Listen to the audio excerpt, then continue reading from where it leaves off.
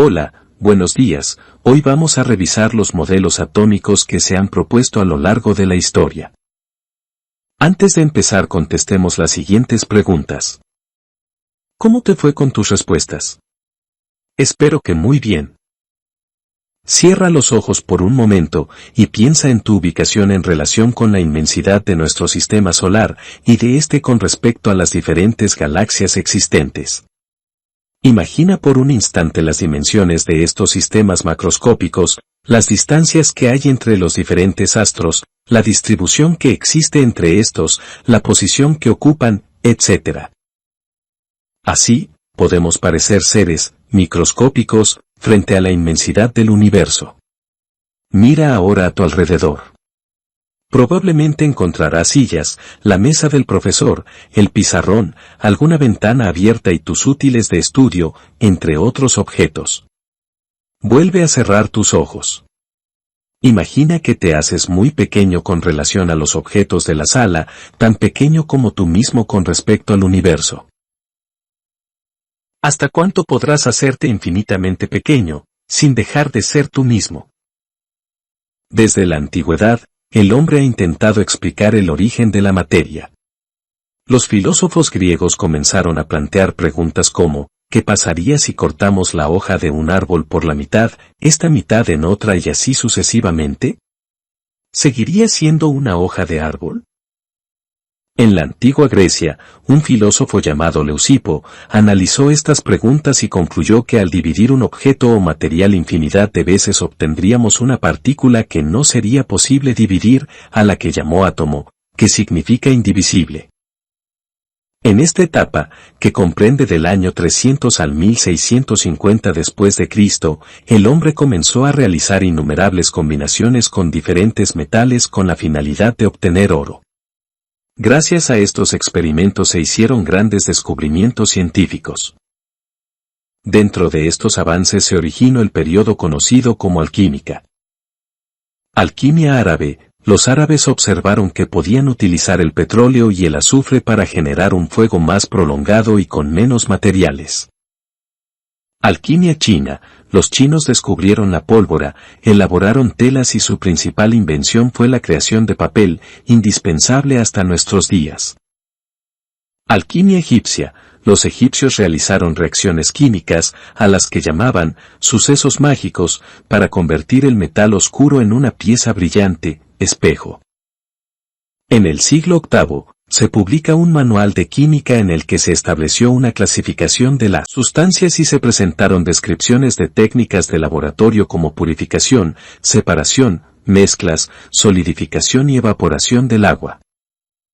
En este periodo de la alquimia medieval, es importante mencionar el trabajo del español Juan de Rupesisa, quien presentó un tratado llamado De Consideratione Quintae Scientiae, en el cual se incluían enormes propiedades curativas de algunas sustancias y motivó a ensayar destilados de hierbas y minerales, iniciándose el periodo de la iatroquímica que se desarrolló en el S-16. Es aquí donde para algunos historiadores de la ciencia se separan alquimia y química. Las evidencias indican que en el S-16 los alquimistas intentaron estudiar los gases y, con el tiempo, paulatinamente abandonaron la fantasía y comenzaron a afrontar los primeros problemas diríamos de naturaleza científica, base de la química moderna. Volvamos a nuestra historia. Había comenzado el S-18 con grandes transformaciones políticas, sociales, culturales y religiosas en Europa y hasta el momento solo la física, la astronomía y la matemática tenían el estatus de ciencias. A partir de 1970 a la actualidad, a esta fase de la química se le conoce como el periodo de la química moderna.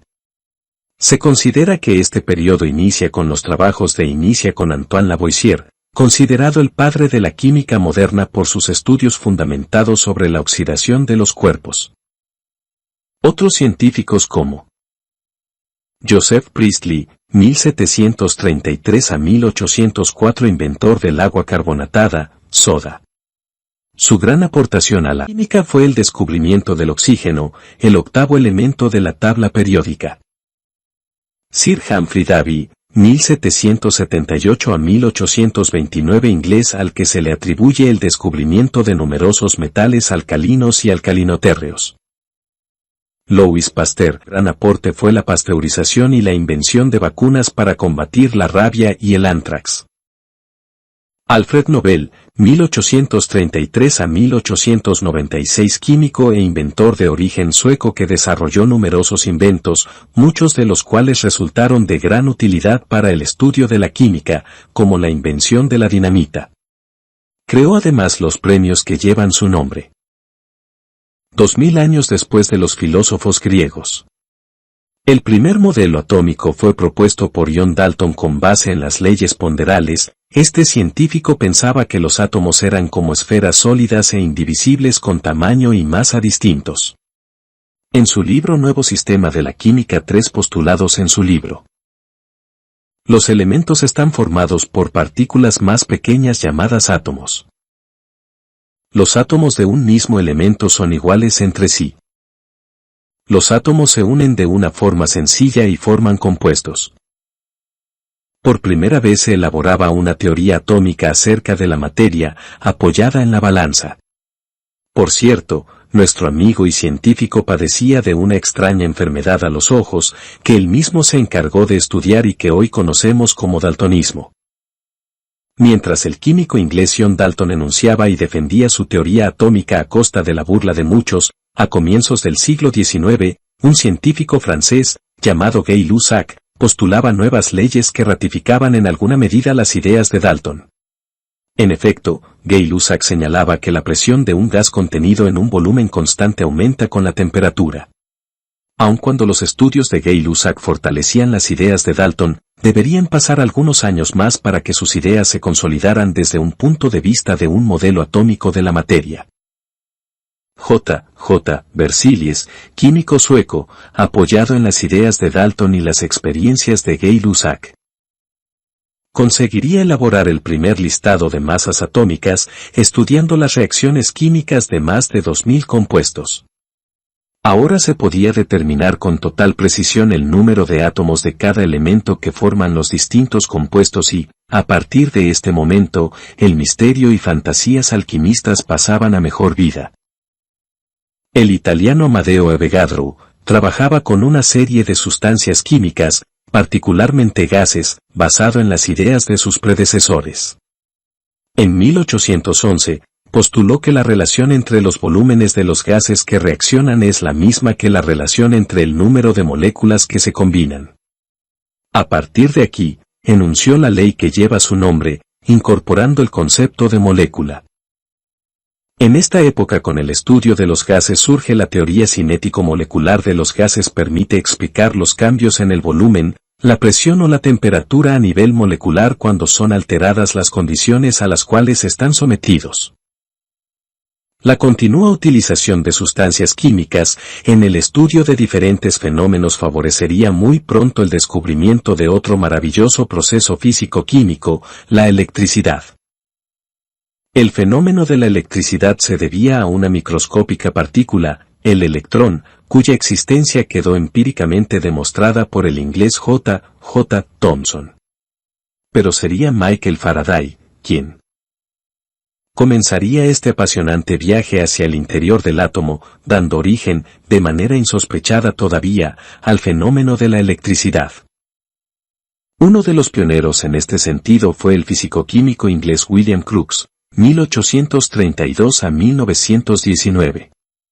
El diseño del aparato que se utilizó en estos experimentos se conoce como tubo de descarga de gases o tubo de Crookes. Este dispositivo consiste en un tubo de vacío por el cual circulan gases, los cuales al suministrarles electricidad adquieren fluorescencia. En 1878, Crookes postuló que este resultado es debido a la presencia de rayos catódicos, consistentes de electrones en movimiento. Con los estudios de Crookes, pudo consolidarse la idea de que los átomos no eran indivisibles. Pero aún quedaban múltiples interrogantes.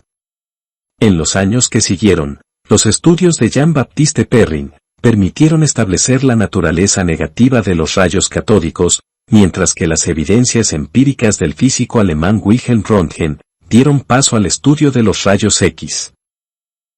Joseph Thomson realizó un experimento con tubos de rayos catódicos, haces de partículas cargadas negativamente que poseían masa, e identificó partículas con carga negativa a las que llamó electrones. Thomson pensó que, como el átomo es neutro, también debía haber partículas con carga positiva para contrarrestar a los electrones. Por esta razón propuso un modelo parecido a un budín. La esfera tenía carga positiva y los electrones estaban incrustados en ella. Debido a este hallazgo, el modelo atómico de Dalton quedó obsoleto, porque si el átomo tiene dos cargas es divisible. Thomson llegó a proponer el cociente E/m, basado en los valores de los campos eléctricos y magnéticos además de los datos geométricos del experimento. Por primera vez se concluía que la masa de estas partículas negativas era una fracción pequeña de la masa total del átomo, quedando así establecido que el electrón es una partícula subatómica. Propuso así el modelo atómico del budín de pasas, asumiendo que los átomos son esferas positivas con electrones dispersos en la misma proporción y que se encuentran girando en su interior, en anillos concéntricos dentro de la masa atómica positiva. El científico norteamericano Robert Millikan propuso una fórmula experimental y matemática para encontrar el valor de la carga eléctrica. Para ello desarrolló un sistema en el cual dejaba caer gotitas de aceite, controlando la velocidad de caída con un campo eléctrico. Con los aportes de Thomson y Millikan se consolidó la idea de carga eléctrica y masa del electrón, siendo este aceptado como una partícula subatómica. ¿Cuál era el origen de los rayos X? ¿De qué se componían? Los aportes de los esposos Curie y las investigaciones de Rutherford comenzarían a hacer o responder dichas preguntas y otras que surgirían en el camino. Aunque evidentemente no se había dado cuenta, en sus observaciones Becquerel había identificado un fenómeno importantísimo que más tarde los esposos Curie denominarían radiactividad o descomposición espontánea de los átomos. En 1898 Pierre Curie, 1859 a 1906, y Marie Curie, 1867 a 1934, agregarían a las conclusiones provenientes de la desintegración del uranio, la investigación de dos nuevos elementos que llamaron polonio, en honor a la tierra polaca de Marie, y radio. En 1908 Ernest Rutherford, apoyado en los trabajos de tipo experimental de Hans Geiger y Ernest Marsden, realizó un experimento notable, utilizando las ideas y explicaciones de Becquerel y de los esposos Curie, bombardeó una lámina de oro muy delgada con partículas radiactivas, observando que la mayoría de las partículas atravesaban la lámina de oro mientras otras partículas desviaban su trayectoria. Ernest Rutherford pensó con el experimento de la placa de oro bombardeada con rayos alfa que el átomo estaba concentrada en un espacio suficientemente pequeño, quedando los electrones en la periferia. Nacía de esta forma un nuevo modelo de átomo, más complejo que el de Demócrito y Thomson. En vez de estar lleno de partículas, estaba casi completamente vacío, con un centro, el núcleo, compuesto de partículas que Rutherford llamó protones, pensando que los electrones se hallaban por fuera de él. Así lo explicó: tuve la idea de un átomo con un núcleo pequeñísimo, pero de gran masa y con carga eléctrica positiva. Este científico propuso que los electrones se desplazaban alrededor del núcleo en órbitas como las del sistema solar. Bohr estableció tres postulados. Los electrones se desplazan en órbitas definidas. Los electrones están ubicados en niveles de energía. Cuando los electrones se desplazan de una órbita a otra ganan o pierden energía.